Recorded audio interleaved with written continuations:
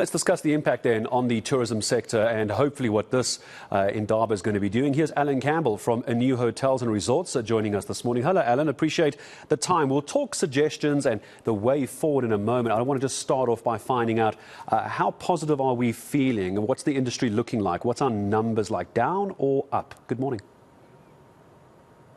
Good morning, Gareth. Yeah, it's an exciting time for South African tourism. I think, we've been through a lot, but things are looking up.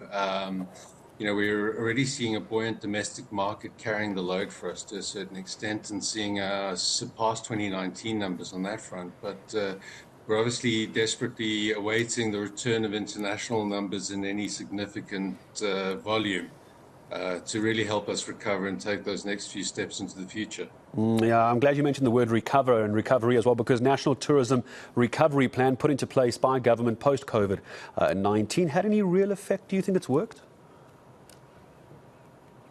Some, but probably not enough, in fairness. I think we've got a lot of challenges in the industry, and certainly the National Recovery Plan has aimed to address some of them, but it still has a long way to go in terms of helping large sectors of the industry return to normal and plot a way forward that's sustainable. Challenges. Is Patricia de Lille, new tourism minister, the one to guide everyone in the tourism sector through these challenges, do you think? I believe so. I think, she's a proven leader. She's done incredible things for the city of Cape Town in the past.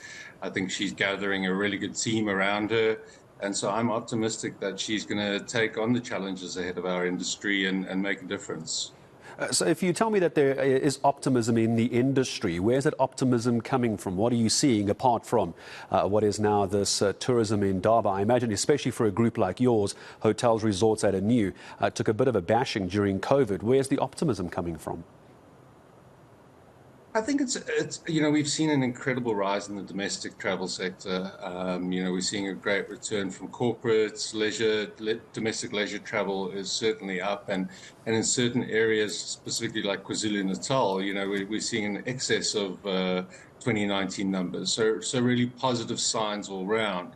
And as international markets open up more and more, we hope to see those numbers in support of our country. I think, the challenges are sometimes the narrative that gets put out there in terms of challenges like load shedding, our air industry, our air travel industry, and rising international fuel prices.